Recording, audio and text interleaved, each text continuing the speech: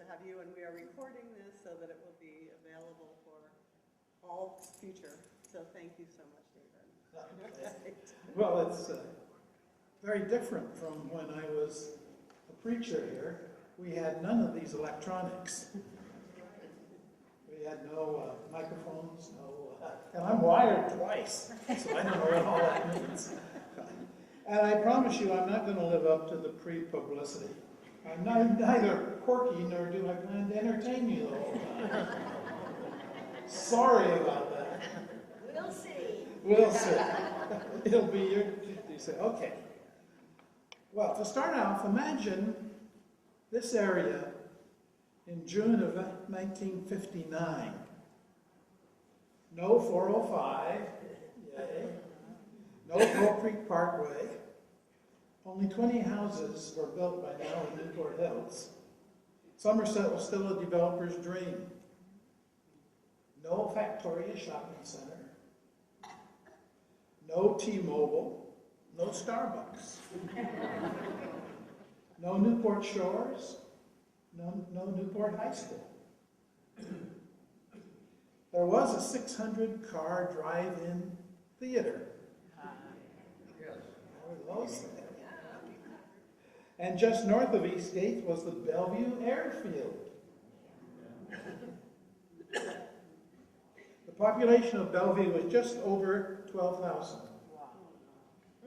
And the area south of Bellevue, west of Issaquah, north of Renton, had maybe 5,000 people.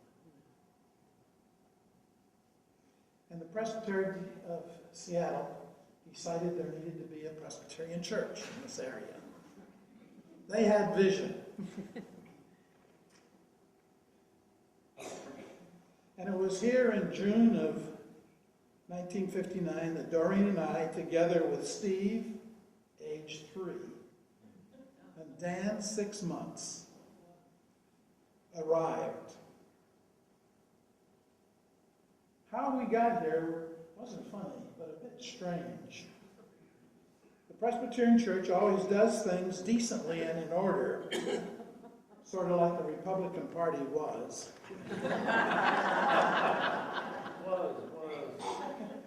Committees meet, long deliberation, careful planning and budgeting before any decisions are made. That's how presbyteries are supposed to work.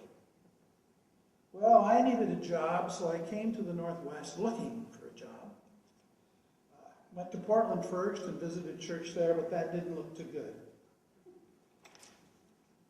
I came up to Seattle, my home, and visited the executive presbyter of Seattle Presbytery, who was my contact for job possibilities in the area. He was very busy, he told me, so he could only give me about 15 minutes.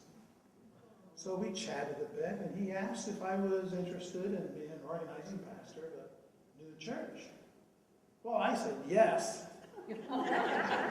knowing that the policy of the denomination was that new church development pastors ought to have had at least 10 years pastoral experience, and I had none. So I went on home pretty disappointed, back to Oklahoma. 3 days later, I got a phone call from the Presbyterian executive saying the committee had met and I had been called to be the organizing pastor of what was called then South Bellevue Presbyterian Church. It isn't supposed to happen that way. And I never did have the courage to ask how it did happen. Now that's how I look at it now. Back then, I pretty much simply accepted it that this is what God wants me to be and to do. And so we packed up the family and moved from Oklahoma City and decided we had some work to do. Now everybody has heard that about the first week I started calling on houses. I walked by this fellow working in his front yard, gardening, and said, Joan is looking askance. Said, I'm here to start a new church. And Dick Merritt said, like hell you are. and invited me in for a beer. I think he thought that would get rid of me. But I said, sure. And when we walked up to the house, I noticed on the coffee table was a copy of Presbyterian Life magazine and Theology Today. And I said, well, what are these doing here? Well, those were Jones.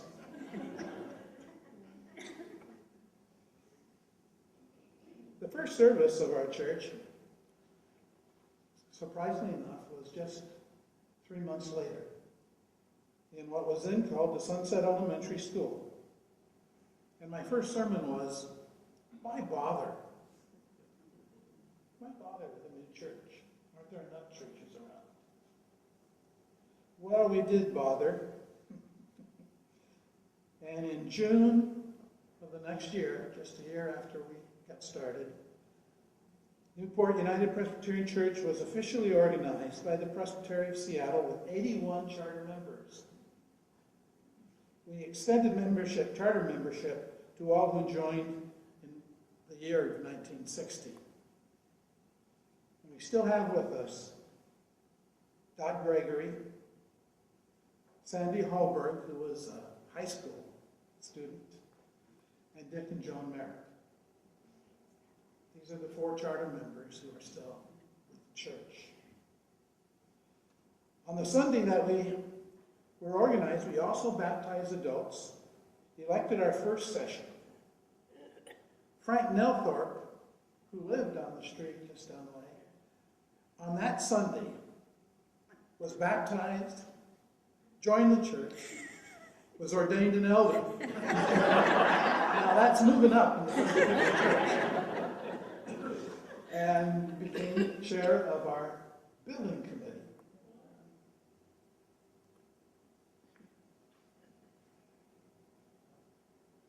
We also elected and ordained John Brown, Charles Darnell, Paul Malone, and Harold Sweet. Roy Gustafson was elected, but he was the only one who was already ordained, had been an elder, had experience. All the rest were freshly ordained. On the next week, Dick Merritt was appointed church treasurer. I believe Dick served as treasurer or on the stewardship or finance committee ever since. I figured it out. 55 years, 9 months, and 10 days.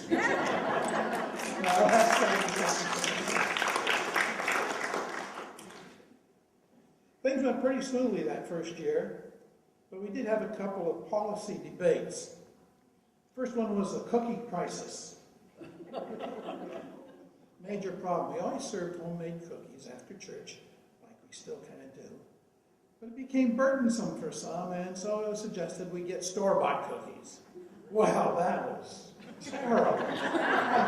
You couldn't believe the controversy. We did finally work our way through it, and the solution was pretty much like a lot of our solutions. We just sort of let it happen. Those that wanted to bring cookies could bring them and bake them, and those that didn't want it could buy them. Our second crisis that year was the dance dilemma. The high school kids wanted to dance in church, of all things. And that one was decided formally in the minutes of the session that dancing could be a part of the youth program of the church if it was not a major part. I think it was a major part. But it was. Well, for some people, I think that was part of our beginning to learn that we were a diverse group of people, and we could live together with diversity. But there also was, during that time, some question about my identity. We met in the school, and so every Sunday morning we had to get there early and pull chairs out of wherever they were stored and set them up in the multipurpose room in the school. Usually the basket backboard was over my head as our one liturgical symbol. And we would have to move chairs in, and then right after service move the chairs off. So I was waiting in line at the Newport Hills grocery store. There used to be a major grocery And Dan was with me. By then he was old enough to talk anyhow, I guess. But somebody asked him, now what does your daddy do? And looked at me and said, he moves chairs all the time.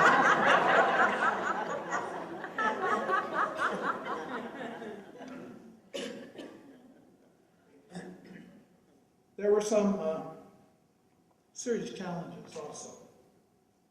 To get started, Presbyterian National Church provided us with $15,000 for the first year.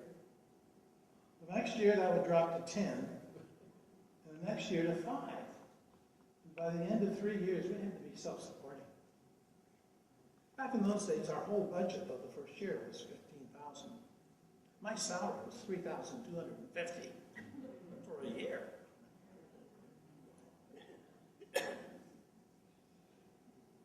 The school district also said we could rent property for only 3 years. That meant at the end of 3 years, we had to be in a building.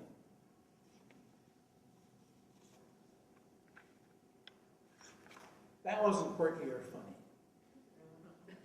That was a major challenge.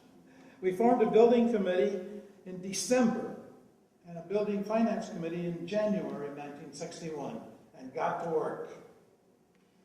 Now, I don't remember us feeling it was an overwhelming challenge. I think we felt if we're going to be a church, and God has called us to be a church, this is what we got to do. Somehow we figured out we needed $140,000 to build the first part of the church. Now I looked it up, and one reliable source tells me that $1 in 1960 would be equivalent to $8 today.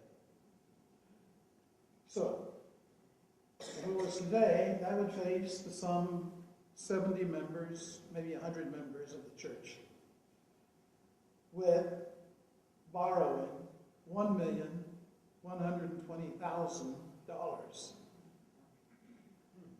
That figures out to about $112,000 per member. And somehow, we had the courage to go and look for where we could borrow that much money. The National Church said, oh, we've got a fund. We'll loan that to you. Synod said, we've got some money too. We could loan that to you. So that looked pretty promising until the National Church looked at us and said, you're too small to borrow that much money. And being a persistent group, Dick Merritt was among those. Frank Nelthorpe and others. They went to Synod and prevailed upon Synod. And Synod agreed to loan our little bunch the $140,000 that we needed. And we went to work.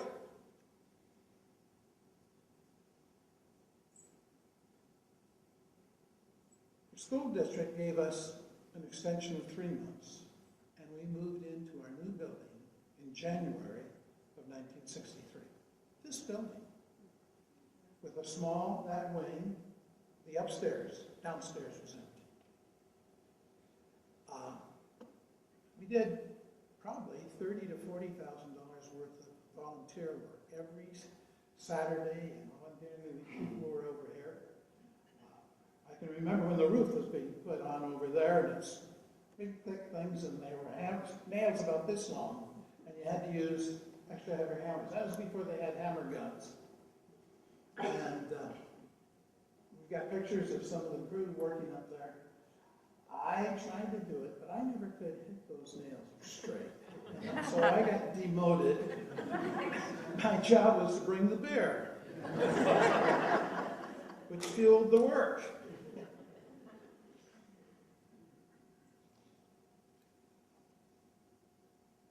But I think a lot of things happened during that time that was the result of commitment of folks. Choir started quite early. I think, again, Dick Merritt must be the longest lasting choir member. Bruce Sorensen comes close. You were there at our house. What's that? Choir met at our house. Yeah, choir met here. Oh, that made it easy. With Ruth Sweet coming down the hill. Yeah, Ruth Sweet was the director. Shortly after that, Harriet Borkman came and was our organist for many, many years. Fellowship was important. We tried many different kinds of adult fellowship groups. We tried lots of getting together. One spring, a woman came to me and said, let's have a really big dinner for the adults. And why don't we make it a luau? That would be attractive and fun. And she said, and I'm able to provide the meat. My husband just came down from Alaska where he had been hunting, and we've got 50 pounds of moose meat in my refrigerator. So we had moose meat. What do you call it that you have at luau's? Sweet and sour moose meat. It didn't kill us, and we had several luau's after. They tried to form adult fellowship groups, and the adult fellowship groups picked their own names. There was one group that met on Friday nights, and they had a name for it. But a group of older members called themselves swingers. Now, I'm not sure they knew what they were about, and I'm not sure they did, and I am sure the group didn't last very long, so. But Dave, tell Did them how old those swingers were. Well, 35 and 40.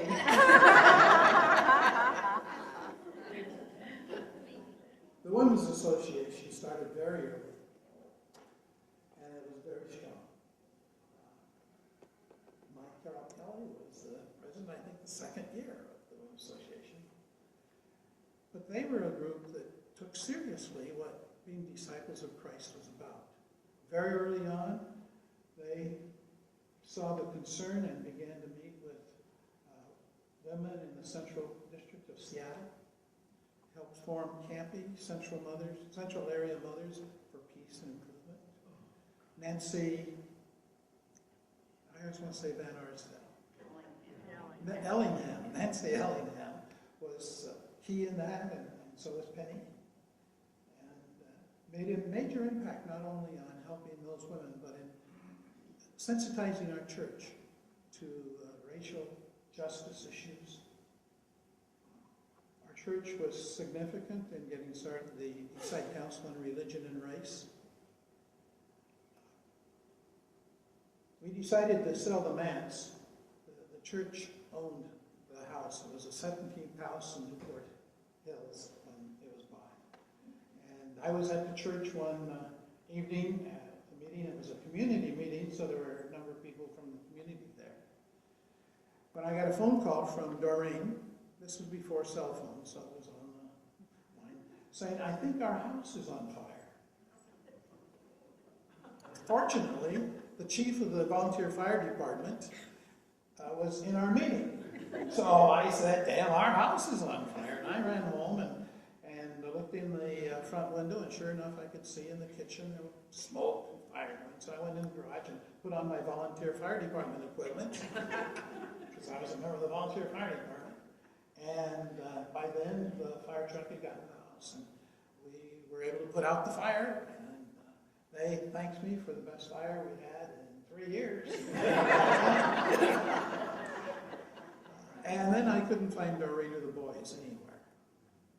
She had seen the fire, come home, seen the fire, was afraid she had done something, and so she had taken off for a friend's house and was hiding out. Because of the fire, insurance covered it, and the house got fixed up. So we decided to sell the house. The session said, if we're going to sell the house, we will be the first house on the east side to sell under a covenant of open housing. And so this church was significant in opening the housing market in the east side.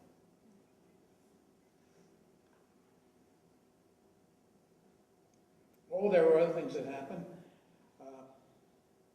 We had new members classes in our home.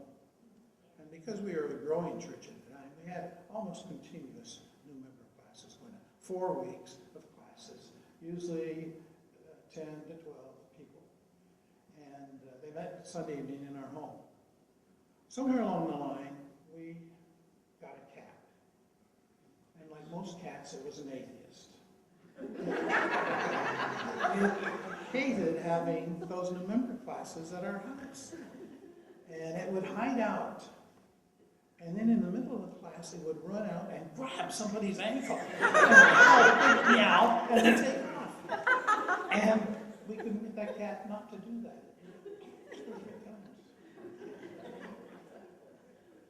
We also had a dog problem. One Sunday morning here at church, I was standing in front of the table, and we had just gone through our confession of sin, and we had a silent time afterwards. And I heard this clickety, clickety, clickety on the floor. I looked up, and here was our shaggy poodle dog running down the center aisle. I didn't know what to do. I put out my arms, and it literally jumped into my arms.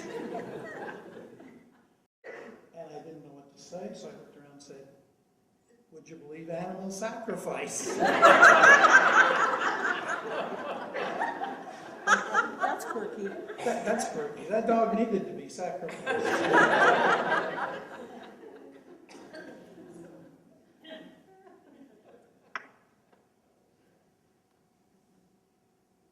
I found, or actually Carol found, one of the fun things for us as we've been going through, the church has bound copies of all the church bulletins, the whole history of the church, every Sunday morning bulletin. And we found in one of them this note that I wrote to the congregation on June 2nd, 1963, from the pastor's desk. Newport Church is officially 3 years old today. What is your reaction to this anniversary? I find it very difficult to know how to express the thoughts and emotions that tumble through my heart. Certainly, it is to God we give the credit. It is God who has formed us as a church. We are utterly dependent upon God if we are to fulfill our mission. But God works through people. God works through you. God alone can evaluate the meaning of each of our parts. To be with you during these years has been a greater privilege to Doreen and I, has been a greater privilege than Doreen or I can ever express. Our lives are changed and enriched by yours as we have worshiped and worked, struggled and laughed, and sometimes wept together. Let us give thanks to God. Well, I also want to acknowledge the folks that lived through this time with us. Members of the church who joined while I was pastor. Paul and Shirley Arnett, Patsy Benson, Woody and Joan Bernard, Jim and Vivian Cornelius, Nancy Ellingham, Doc Gregory, John and Penny Grove, Sandy Alder, Dick and Darrell Harvey, Claude and Marjorie Henry, Velda Kent, Carol Kelly, Boyd and Leanne Kitchell, Bruce and Neilma Lawrenson, Dick and Joan Merritt, Don and V. Polinsky, Wayne and Betty Spahn. Now, many of you are here. Well, those of you who are here, please stand up.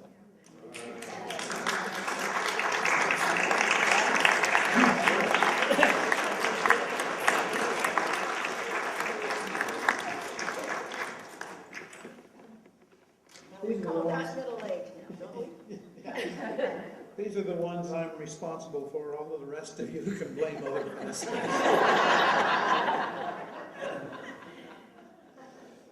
Well, some of you have memories from this time. Would any of you like to share some memories you have? Yeah. Well, interestingly enough, we've been going through old pictures at our house, of which we have mountains of them. And just yesterday, we ran across a packet of pictures from a Mariners function, a spaghetti dinner that we had on Valentine's Day. We had Not the baseball. not the baseball team. The Mariners was the adult fellowship here. And it just so happened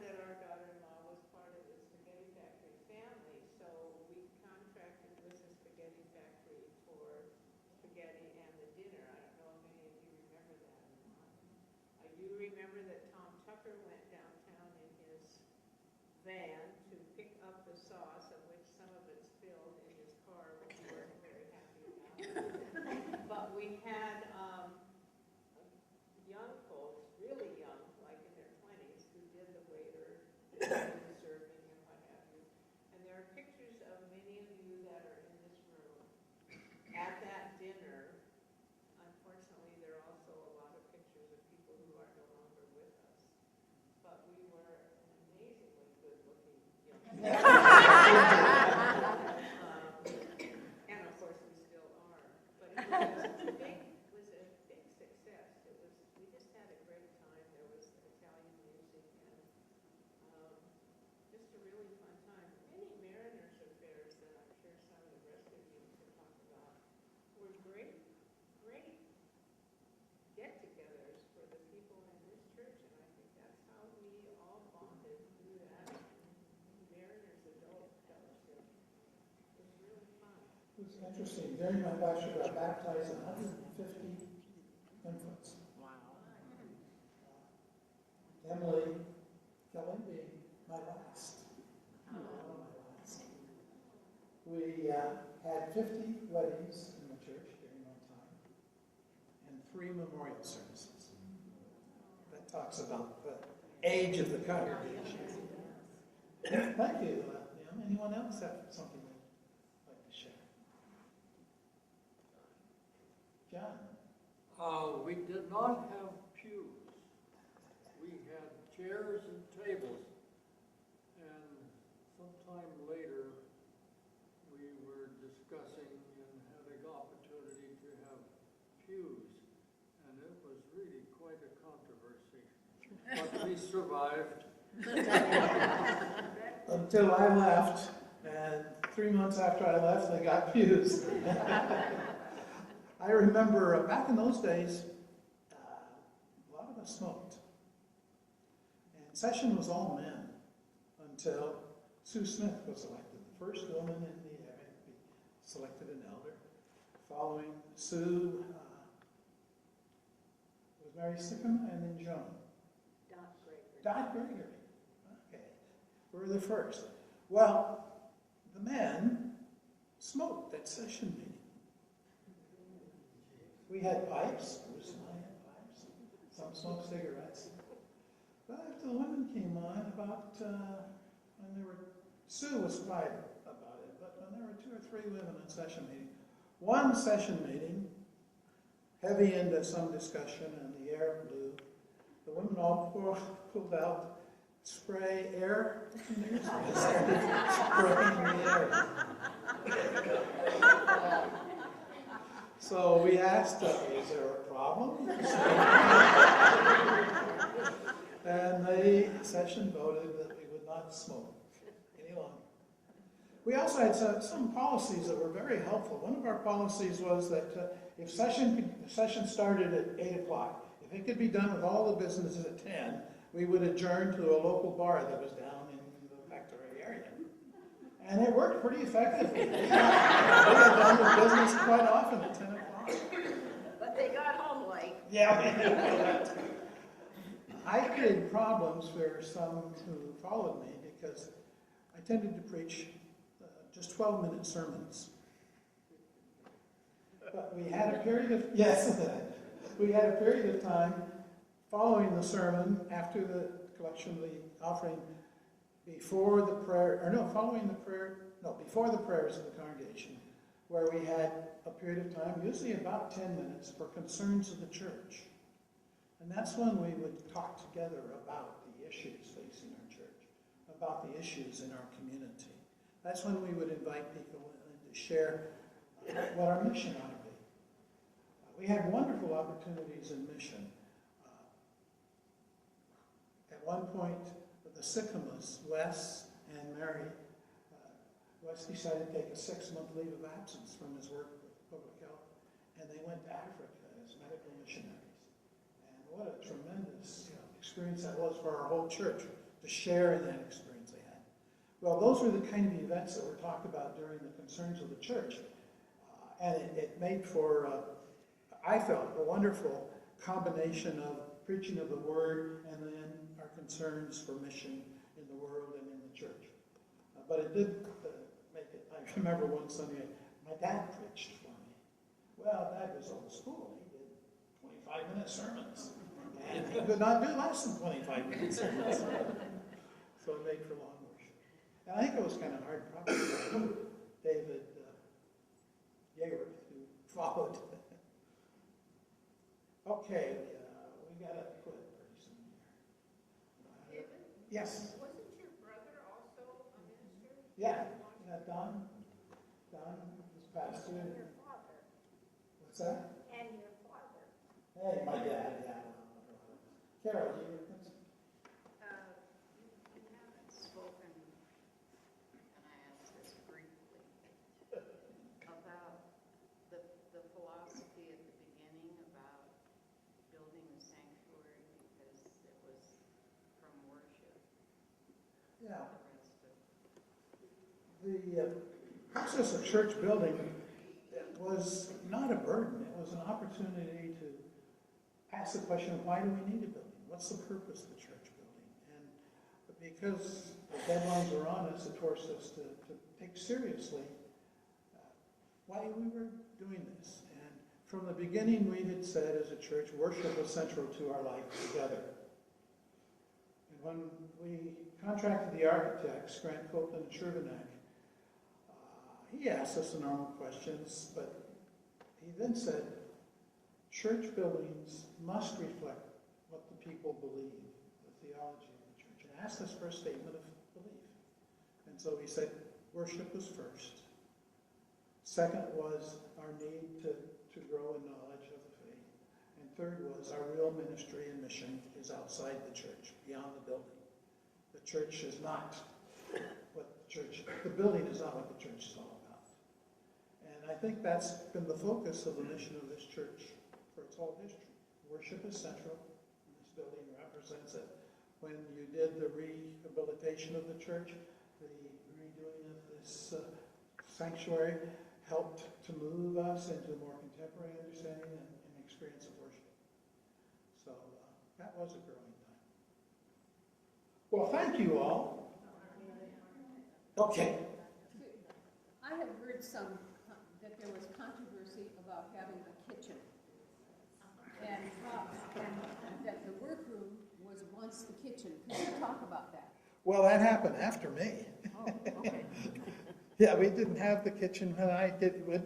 Did we? I see, Nancy, you kind of shaking in agreement. Oh, the women said, no, we don't want to be in the kitchen. Yeah, that's true. Yeah, I understand that, yeah. Interesting. Yeah, when I left, the church was just that wing over there. The building program furnished the upstairs. We voluntarily, the workers, finished off the downstairs, and there was a small kitchen put in down there. there was a little Pullman kitchen in the Yeah, where the church offices are now was a kind of a small meeting room, a little kitchen. My office was behind that. Most of the time I was, well, not most, at least half, maybe most of the time I was pastor. We did not have paid secretary. Carol and I have noticed in the reading the bulletins that there are a whole section where we were pleading for volunteer secretaries to come. My typing was so bad that you should see some of those early bulletins. But we just had that space. And we used this space. One of the reasons we had chairs was, and computers, because we used this space for our gatherings. It was our fellowship hall. I can remember one time a woman came, why do I pick on women? A woman did come into me and say, I think we need to put a big screen up across the front of the church for when we have fellowship dinners and other things in the church, so that it doesn't look so much like a church. I wondered if she wanted to hide God from our activities or I swear God, I didn't know which. Is she still around? I think God took her. Well, thanks a lot. It's been fun.